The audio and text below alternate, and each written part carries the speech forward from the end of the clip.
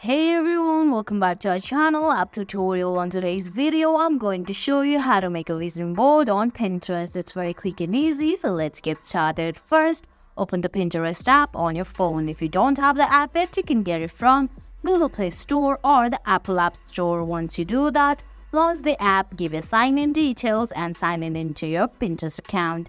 Now on the screen, you can see options like Home, Search, Create, Inbox and Saved. You have to go to Create and select Collage. Under Collage, you can see there are options like Draw, Text, Plus Sign, Gallery and Camera. You have to tap on plus sign. So imagine you're gonna make a vision board for a home you're gonna buy.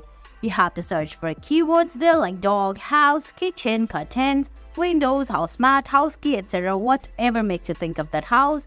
Then select the images, add on this collage, and on the top right corner there is an arrow button. You have to go there, save it as a pin or a board. Now it might look somewhat like this. And guys, that's it. That's how you create a vision board on Pinterest. I hope you found this video helpful. If you did, please give it a thumbs up, leave a comment, subscribe to our channel and hit that bell icon. See you in the next video.